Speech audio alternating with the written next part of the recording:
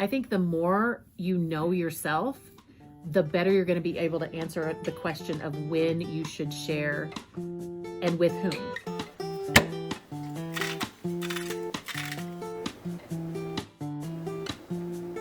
Coming out of the carnivore closet. When should you tell people that you are considering or have started carnivore, and when should you not? I don't know. I didn't really talk about it a whole bunch to anybody for a while, I don't think, did I? Well, you informed me that you were doing carnivore, I don't know, a week after you start. No, it was the day you started. The day I started. I just didn't That's tell you a little that's a little late. For me, yeah. Okay. I think it was about How long? It was about 24 hours. A little less. But how long had you been researching it? 4 months.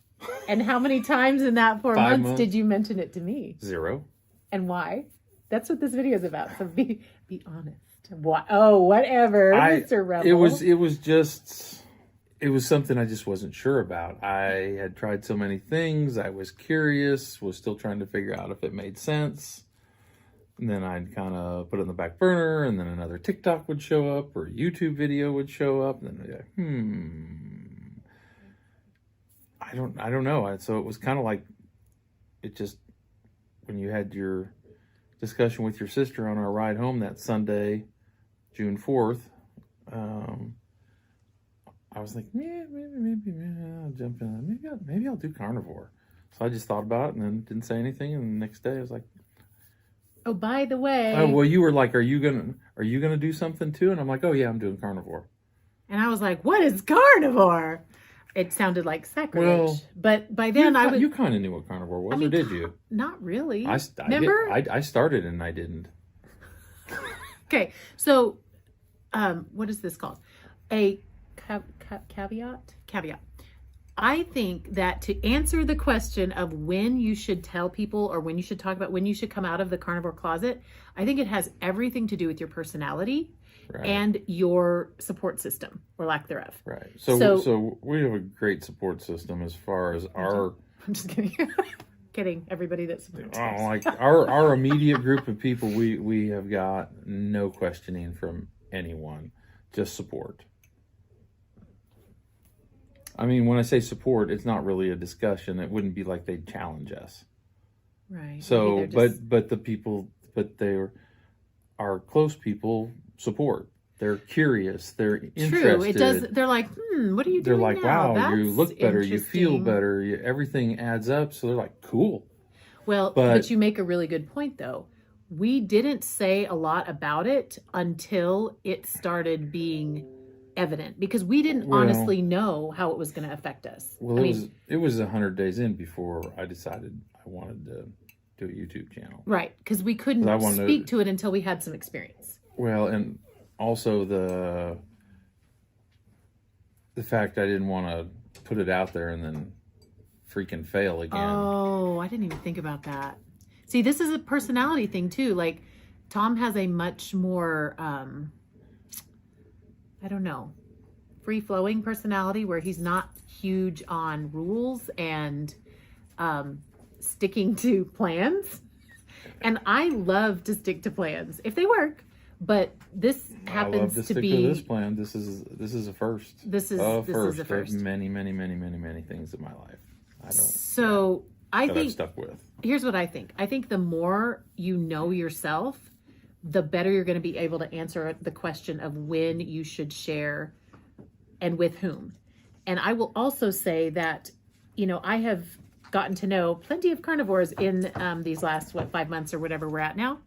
And to have an actual supportive carnivore community, I joined the Steak and Butter Gang, and Tom just is immersed in a bunch of different YouTube channels and different communities that way.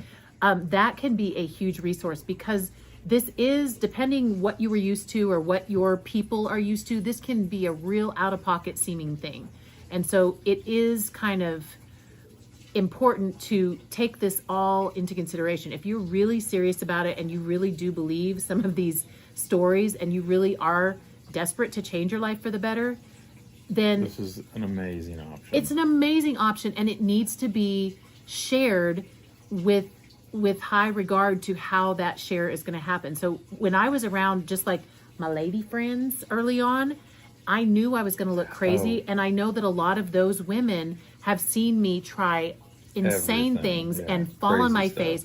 So instead of saying, oh, I decided I'm going to eat only meat for the rest of my life, I instead said, I'm trying an elimination diet to balance my hormones, because they all knew my hormones were wackadoodle because of perimenopause.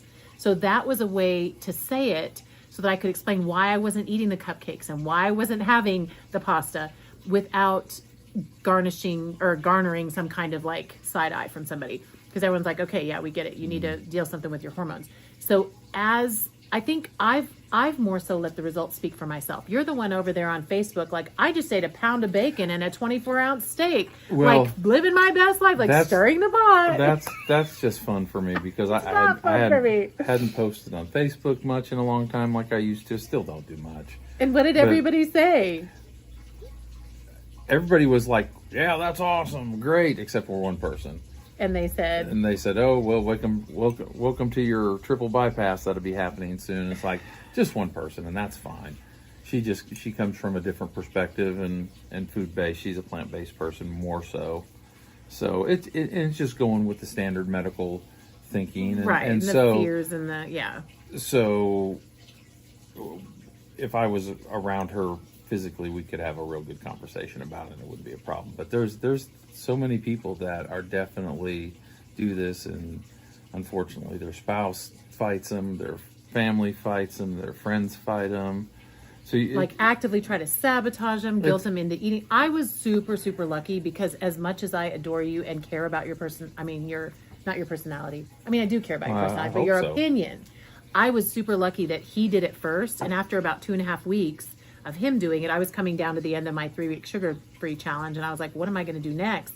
And he was just like, I feel so good, please try this with me. But I mean, he was very non-pressure about it. And then I was just like, okay, let me drink my almond milk while I think about it. Let me get a little last oxalate toxicity going on and he's like, no, that's you're like, but I want some avocados. I'm like, I want some coconut. So you don't want to do carnivore. And I was like, and that's okay, but you're not going to get the results I'm going to get.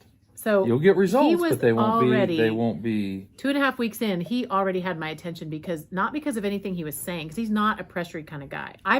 I'm more the type who, especially in the past, I'm getting wiser, would just like ramp up, and I'm like, okay, everybody's doing this. I'm glad my kids aren't young, because poor things, I've subjected them to so many different ways of eating and green smoothies and all the things. But I think it's really an important time when you're figuring out who to talk to about this. It's important to really get clear about why you're doing it. Make sure it's a highly, profoundly personal thing that is more than just, I want to look good or I want to lose some weight or something. Like, there has got to be a deeper reason. And be a what? Well, you say that, and it's like, I started out that I had to lose weight to get healthy, and then I realized that I was losing weight, but I was getting healthy. So then I was losing weight because of getting healthy, and it changed the whole thing. And so it's kind of almost not fair to say, well, you can't have a good reason to lose weight. Well, that is where most people start on this. Most. Okay, that's a fair point. And we didn't learn until we dug in. I think the biggest thing in too is I immersed myself, and still do. I've slowed down just a little bit, because I was like, I kind of reached saturation to some degree. I needed to listen to something else in my life besides about a steak and all the health benefits. I was solid on, if anybody challenged me, whatever. You had the data, you had the information. But I needed to know for me too, because it had to make sense. At this point, it was working, so I really wanted to believe it was going to work and be working. And of course, I'm sure I have some confirmation bias, but it's also true. Yeah. It's like conspiracy theories. I really don't have a lot anymore, because they all came true. So they're not conspiracies anymore. Yeah. So if you're like, well, this is too crazy of a way of eating, I could never, because what if my parents found out, or what if my kids found, whatever. Just, there are ways to surround yourself with supportive people. And then, like for instance, in the Steak and Butter Gang where I am, they do whole Zoom meetings just about how to be a social carnivore, like how to navigate those tricky places. We're lucky because we, like Tom said, we do have a supportive community. Like for Thanksgiving, we're going to have the kids over and we're going to put a bunch of meat out, and they can bring sides if they want. We won't be eating them, but they can bring them if they Oh, want. is that what we're doing? Yeah. I didn't know. Doesn't that seem easy? Sure. Okay. See, there you go. I had no We idea just we had made our plans. Thanksgiving plans. Oh, I didn't know They that. said they wanted to come over, and Oh. that sounds fine, doesn't it? Sure. Okay. Yeah, we'll have the kids over for Thanksgiving. So it's really about knowing. We call it in therapy, which is the personality thing I do. Let's We just call it. make a bunch of bacon and call it good. We could do that. I think we should do some steak too. I'm But just being silly. we call it blowing out your parachute when you like overshare something because you're so excited, or you really need somebody to tell you you're okay. And when you're looking for that outside confirmation, when it comes to something like carnivore, you're not necessarily going to get it. People are genuinely concerned, and that's okay. It's okay that they are worried that you're going to have a bypass or die of a stroke or whatever they're worried about. That was gonna happen if I didn't do carnivore. Right. 'Cause I had to- and where I had were to all stop the the people bleeding. worrying about it? When, but whatever. Some people were. It's fine. Yeah. We do have loving people in our lives. Thank you, loving people. Mwah. So, you just need to proceed with care and caution, because Fidgeting. if you're going to give yourself a chance at this, you need to set yourself up for success and try to have the least amount of resistances that you can. And after we were a few months in and people started to see, we look different, we feel different, we're acting different. My brother called last week and he was on the That phone, was speakerphone, so and he was weird. like, and he hadn't talked to us in a couple years probably, and he's like, No. It was well. yeah, I think it's been a couple years. Oh crap! I yeah. don't talk to him very often. He called and he's like, Tom, what have you done differently? You sound like you're 17 years old. And it was like, he wasn't even looking at it. He didn't know anything about it. And you Yeah, that was sounded different. weird. So once was you weird. have So some the- success behind you, then people will draw it out of you and you can have a completely different conversation. But if you're And plus just you starting, could still get challenged. oh yeah. And I'm not because you challenge sharing when it you're in the big scheme. when you're I don't. super solid about stuff.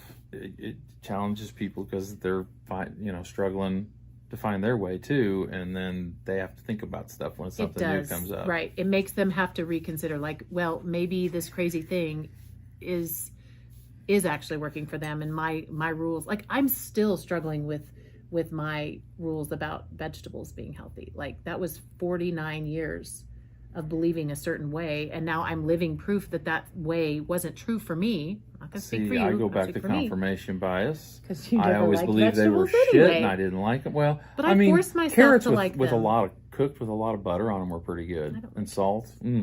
Basically, it was butter. I know. That's what I figured out. It was the fat in all of these things that made it good. Yeah, or even like green bean casserole is really not green beans, and it's The bacon on it and the and French the onions on the top. yeah, and And the sour is it the mushrooms, mushroom cream soup, and mushroom. yeah. So it's anyway. It's all the fats. So be So be just supported conscientious again when my you're- confirmation right. bias that I Yeah. always knew. For You me, knew vegetables weren't right. vegetables were poison. I They also always feel have been. really guilty because I worked so hard to get you to eat more veggies because I was trying to be a loving, supportive wife who Well, you helps you be shouldn't feel healthy. bad about that. That was But I what you do. were taught. I know. So be careful when you're talking, just as any other crazy idea you might have had. I mean, it's probably going to go about the way that any of those went. And give yourself a chance. And if you are interested, we have a video. I did an honest review of the Steak and Butter Gang, so you can check that out. Thanks.